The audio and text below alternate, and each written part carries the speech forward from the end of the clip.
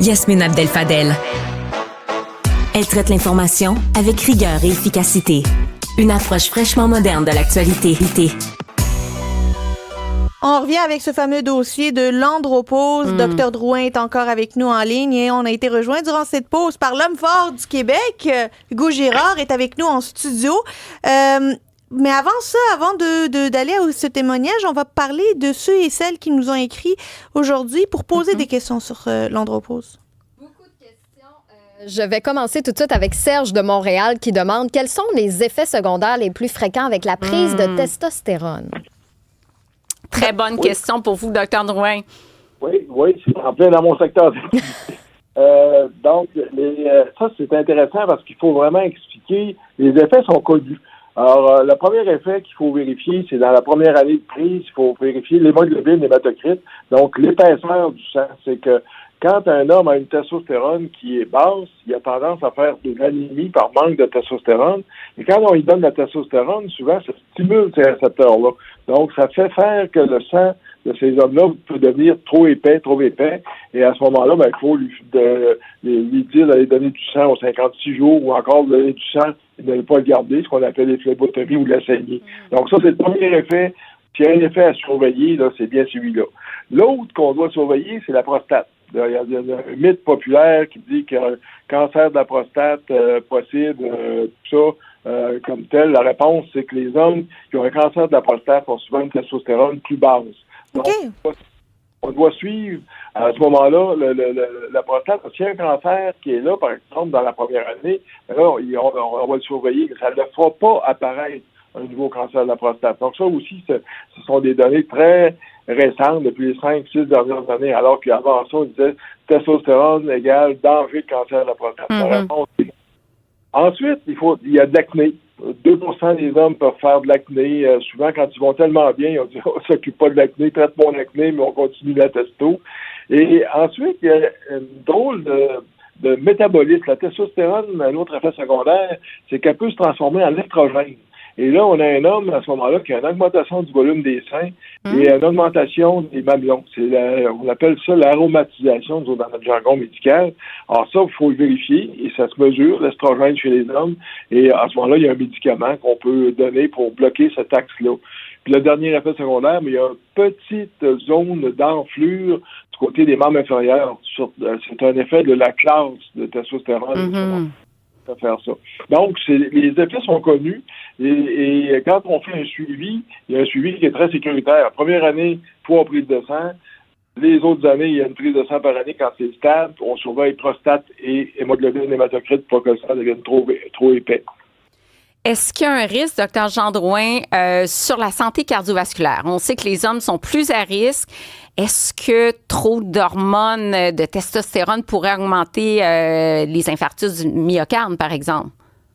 Ce qu'on est en train, on a failli faire une étude à un moment donné ici sur Québec parce qu'on pense que les hommes qui ont une testostérone basse ont plus de risques de maladies cardiovasculaires. Et ça, c'est la tendance. Et il y a l'étude Realize qui est sortie l'an dernier. Et le remplacement de testostérone, la testostérone a un effet bénéfique du côté prévention cardiovasculaire. En tout cas, il n'est pas dangereux, si on veut, sur un certain point. À condition d'avoir un suivi. C'est-à-dire que ce qu'il faut faire, c'est un remplacement dans des valeurs normales. Les hormones, quand j'en ai trop ou quand j'en ai pas assez, j'ai les mêmes symptômes puis j'ai les mêmes déséquilibres. Ouais. Si on fait un remplacement, tout en bloquant pas trop l'axe concrètement, juste replacer notre homme dans des valeurs d'une vie normale, si on veut, le risque cardiovasculaire serait diminué. Le risque de cancer de la prostate serait diminué aussi en même temps. Et ce qu'on se dit là, il y a 5 ans, on disait le contraire. Attention, les hormones cardio sont dangereux pour le cardiovasculaire. Par contre, moi, je vois des gars de gym, de temps en temps, qui prennent de la testostérone à 3, puis 4, puis 5 fois les doses qu'on peut donner. Là, on tombe dans une zone cardiovasculaire plus risquée à ce moment-là. Mais là, on a l'homme fort du Québec, je le disais, Hugo Girard, qui a décidé, lui, de parler d'andropause sans tabou. Pourquoi avoir décidé de faire ce reportage-là?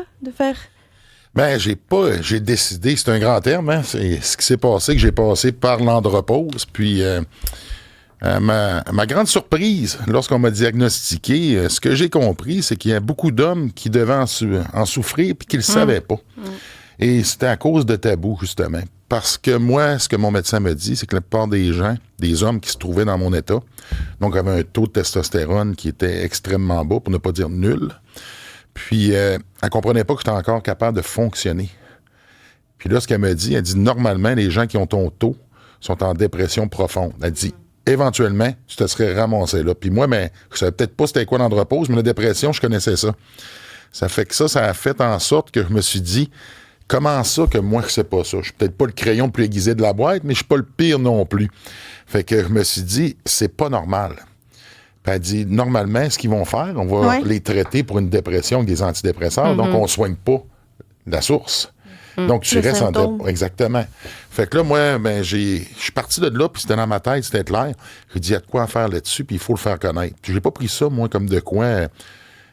c'est pas une maladie là, qui est honteuse. Là. Si tu veux que je passe par là, tous les hommes passent par là. Exactement. J'arrive à un certain âge, puis je vis ça. T'es très authentique dans le documentaire, vraiment transparent. On sent vraiment que t'as le goût d'aider les hommes. Parce que, tu sais, t'en parlais à tes chums de gars, puis tu disais, hey, on parle pas souvent de ça, là.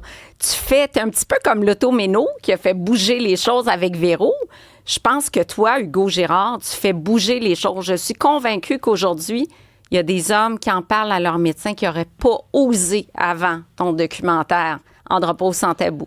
Écoute, il n'y a pas une journée qui passe sans que je m'en fasse pas parler. Voilà, c'est ce que je pensais. Que ce soit par des hommes et par des femmes qui me remercient pour leur homme. Oui. Donc, puis moi, c'est ce que je me suis rendu compte. Quand j'ai commencé à en parler autour de moi, je me suis rendu compte que je n'étais pas tout seul non plus. Puis c'est bizarre. Puis l'ouverture était là parce que j'en parlais. Fait que est-ce que c'est parce que c'est tabou, on n'en parle pas, puis personne n'est prêt à s'ouvrir? Puis là, tout d'un coup, si tu poses la question, ils sont peut-être plus ouverts qu'on le pense. Parce que quand je l'ai emmené à la compagnie de production, la réaction, ça a été, on ne sera pas capable de le faire, on n'aura pas d'hommes. Puis moi, j'avais déjà fait le travail, j'avais une liste de 8 noms qui sont prêts à participer. Parce que c'est vraiment ton idée originale. Là. Oui. Ouais, c'est bravo. C'est incroyable. Tu disais, un des premiers symptômes, c'était le manque d'énergie. Tu te lèves à 4 heures du matin, tu as ta petite routine le matin, tu vas au gym, puis tu disais, hey, il me semble que j'ai moins d'énergie qu'avant. Hey, ça, c'était pas me semble, ça avait aucun bon sens. Je snoozais, je me levais. Puis moi, je suis le genre, je me réveille, je me lève. Puis là, j'étais pas capable de me réveiller parce que j'avais eu envie de snoozer. Puis là, je snoozais jusqu'à la dernière minute pour partir ma journée. Et là, ce que ça faisait, c'est que ça venait interrompre ma routine. Puis là, quand ça interrompt ma routine, moi, j'en ai besoin, j'ai des tocs. Puis là, ça fonctionne pas. Ça génère de l'anxiété, des symptômes dépressifs. J'aurai pas le temps de faire mon entraînement. J'aurai pas le temps de manger toutes mes protéines. Ça bouscule toute la journée. Toute la journée. Puis là, je suis obligé de le faire le soir. Là, le soir, je suis brûlé. Oui. Puis là, tu sais que le lendemain, tu recommences. Puis là, tu es encore plus fatigué parce que tu y étais dans... Là, c'est un cercle vicieux. Puis là, je savais qu'il y avait de quoi qui se passait pas. Surtout que moi, au niveau de mes habitudes alimentaires, mes habitudes de vie, je suis très discipliné. Puis là, c'est l'effet inverse. Je prenais du poids, je fais mon cardio, je fais ma diète, je fais tout comme il faut. Puis là, ça marche pas. Là. Puis là, à un moment donné, tu sais, quand tu suis pas tes affaires, tu sais que mais là... toi, t'es à la lettre, tu suis un cadre précis, là. Tellement que mon médecin a sorti mes tests sanguins des 8 dernières années. Et? Puis là, c'est ça qu'elle m'a dit. Elle dit, Hugo, il s'est passé de quoi? Elle dit, c'est pas toi. Elle dit, ton profil hormonal, je te reconnais pas. C'est ça. Elle dit, c'est passé fou, quelque chose. Elle dit, toi, là, à cause de ton style de vie, elle dit, t'es tout le temps pareil. Elle dit, on le regarde, c'est toujours les mêmes choses, les mêmes résultats. Elle dit, là, quand je regarde ça, elle dit, moi, c'est pas toi que je vois. C'est clairement un débalancement hormonal, c'est fou. C'est vraiment fou. Et là, depuis que tu prends les hormones, tu dis, ça a pris du temps à régler, à moduler. Ça a pris combien de temps avant que tu dises, je veux retourner où j'étais avant? La réalité, là, je me sentais beaucoup mieux après 1 an, mais je pense que ça a pris 2 ans avant que je revienne le gars que j'étais avant. Oui. Puis la première année, on a pris beaucoup de tests. Là. On a pris plus que 3. Là. On a pris, je pense, une quinzaine de tests. On a pris beaucoup là, parce que c'était d'établir le bon niveau. Puis je n'étais pas réceptif. Fait que quand je le prenais au début, mon corps le prenait pas. Fait qu'il a fallu qu'on ajoute d'autres choses pour faire en sorte que là, finalement, mon corps reconnaisse la testostérone et là, que ça commence à fonctionner. Et par la suite, c'est de trouver le bon dosage. Puis là, je vous dirais, je pète le feu, ça va super bien. Mais ça a quand même été un long processus. Par contre, mon approche, à cause de mes antécédents, font en sorte que le temps est juste une notion. L'important, c'est d'arriver à bon port. Puis je savais que j'allais y arriver. Exactement. De se donner le temps. On a Jean Drouin encore avec nous. Docteur Drouin, est-ce que c'est normal que ça peut prendre 12-24 mois avant de trouver la bonne posologie? Oui, c'est dans le fond, il faut être Hugo, je te salue en passant. Hey, bonjour, M. Drouin. Et, donc, oui, la réponse, c'est que il y a toujours des conditions. On donne un niveau de testostérone, on a des cibles, on le calcule en piqûre, on va le parler, tout est connu. Mais l'inconnu, c'est la résistance et la réponse génétique des récepteurs. Dans le documentaire, il y a un tableau, là, c'est un David où il y a des points rouges, là, ça, c'est les récepteurs de testostérone. Il y en a qui sont plus faciles à les stimuler, puis d'autres qui sont plus longs. Le plus rapide, là, à les stimuler, c'est souvent le récepteur des érections matinales. Moi, j'ai des gars qui m'appellent au bout de 2-3 semaines, là, puis les autres, ça fait 10 ans qu'ils n'ont pas d'érection matinale, ils sont tellement contents qu'il y a une émotion importante sur le téléphone. Mais tu sais, ça, c'est rapide. Mais le reste, le cognitif, il faut se donner du temps. Et il y a une zone cachée là-dedans qui est l'apnée du sommeil. Il ne faut jamais oublier, qui donne des symptômes exactement semblables. Et de temps en temps, on l'oublie dans le diagnostic et là, on voit que c'est lent. Quand c'est lent, des fois, comme je disais tantôt, la testostérone peut se transformer en estrogène au lieu d'aller à la bonne place. Alors là, il faut se donner le temps aussi. Alors, il y a toute une zone où il faut être patient et on évalue vraiment, Hugo a tout à fait raison, c'est au bout d'un an, là, tu regardes comment ça s'est passé, mais c'est le cognitif, c'est capable de faire ces choses, d'avoir l'énergie pour les faire. Ça se mesure facilement sur une bonne année. Il y a des symptômes comme les symptômes de bouffée de chaleur et ainsi de suite. Ben ça, évidemment, c'est plus facile. Ça se mesure plus facilement. Mais la qualité de vie, il faut vraiment se donner du temps. Docteur Drouin, on a un autre témoignage avec nous que vous connaissez bien, qui en a parlé des bouffées de chaleur, à quel point c'était incommodant. Surprise pour toi, Hugo, peut-être. On a Claude Deschumer avec nous qui est en ligne. Allô, Claude? Bonjour, Claude. Ouais, bonjour tout le monde. Bon, alors tout le monde est là pour te saluer. Claude, merci beaucoup de ton témoignage dans le documentaire. Moi, j'ai adoré. Tu es vraiment allé en détail dans les symptômes. Et on disait qu'un des premiers symptômes, justement, c'était les bouffées de chaleur dans votre cas. Oui, effectivement, mais c'est ce qui a été pour moi l'élément déclencheur de comprendre ce qui se passait avec moi, avec mon corps. Et bon, tout ce qui a été dit déjà là, avec M. Drouin et M. Hugo Girard, c'est au moment où j'ai réalisé que j'avais des bouffées de chaleur. Là, je me suis dit, bon, la femme, quand elle vit ça, c'est la ménopause. L'homme, c'est l'andropause. Et je m'en vais voir définition d'andropause. Qu'est-ce qui vient avec l'andropause? Ben, exactement comme le questionnaire du docteur Drouin, son questionnaire Adam. Bon, bouffée de chaleur, et ainsi tout ce qui va avec, le physique, le mental, la libido, là, tu sais, tout vient avec. Là, je retrouvais tous les symptômes reliés à ça. Donc, je me suis dit, je le vis, l'andropause, mais à 100%. Mm-hmm.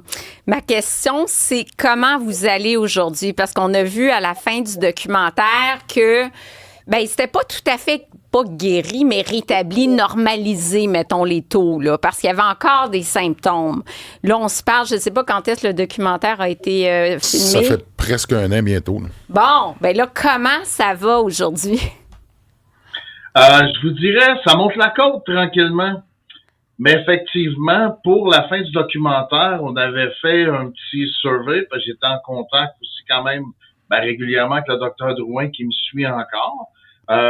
Hugo, qui est un aide très, très, très précieux et de conseil, parce que tout le long de mon cheminement, il y a des fois un petit drapeau blanc, me dire Colin, il se passe rien. Hugo m'a encouragé à travers tout ça en même temps. Puis quand on a fait un topo là, à septembre-octobre, encore là, moi je disais sincèrement, il se passe rien de nouveau pour moi.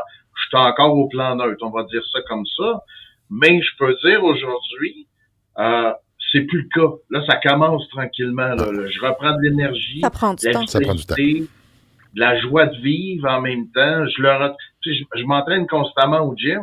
Et là, je ressens là, que ça revient tranquillement à la machine. Là, dans tous les aspects, dans toutes les définitions. Puis, comme Hugo, il mentionnait un peu plus tôt, tantôt, tu sais, quand tu dis tu snoozes le matin parce que tu n'as plus envie de te lever, je le vivais jusqu'à tout dernièrement. Puis même ce matin, quand ça a sonné à 4h30, là, ça n'a pas été une question, je dors ça encore. C'est parfait, on se lève, on s'en va au gym.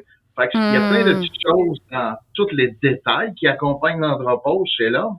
Il y a plein de petites choses, là, ça commence à bonifier dans mon cas, moi. Et c'est merveilleux. On parle d'andropause, puis vous êtes, messieurs, jeunes. Je pense à des personnes dans les années, à 70 ans, 72 ans. Est-ce qu'il y a encore lieu d'intervenir avec des hormones pour des personnes d'un certain âge, disons? Puis il y a Lucie de Montréal qui nous demande, un homme de 72 ans, son taux de testostérone doit être à combien? Et s'il est trop bas, peut-il commencer à prendre la testostérone, Dr. Drouin? Oui, la question est très bonne parce que dans le sens que on est plus prudent. Un homme de 70 ans est plus cardiovasculaire, ainsi de suite. Et quand on va mesurer le taux normal, on le mesure en picomol par litre. On n'est pas sur la testostérone totale. Donc, on devrait être autour de 500 comme tel, à 400-500. Alors qu'on devrait être beaucoup plus élevé que ça quand on est dans la quarantaine. Maintenant, quand on donne de remplacement de testostérone à 70 ans, on va aller avec une testostérone beaucoup plus subtile, qui est la testostérone qu'on nomme natesto, testostérone nasale, parce que la dose est plus faible, elle touche moins l'axe, la LH, l'hémoglobine hématocrite, moins d'effets secondaires, et elle a un effet d'ondulation. Les hormones, c'est comme la vie, hein, ça monte, ça baisse, mais ce produit-là, il va faire comme un pop-up sur le récepteur, il baisse, il remonte, un peu dans ce sens-là. Donc, on a une testostérone qui est moins envahissante. On n'ira pas trop avec un injectable, par exemple, pour commencer à 70 ans. On va suggérer cette testostérone qu'on pourrait peut-être mal appeler, mais plus douce, si on veut, jusqu'à un certain point, tout en ayant l'œil sur la tension artérielle, quand on parlait des effets secondaires, aussi comme tel. Merci, Dr. Drouin. On revient après la pause pour parler notamment à Yves et à Marcel qui nous ont appelés et qui ont des questions pour vous, messieurs, et Dr. Drouin. Restez avec nous. On revient dans quelques instants. N'hésitez pas à nous envoyer un message texte avec votre question ou témoignage au 187 Cube Radio. On se retrouve dans quelques minutes.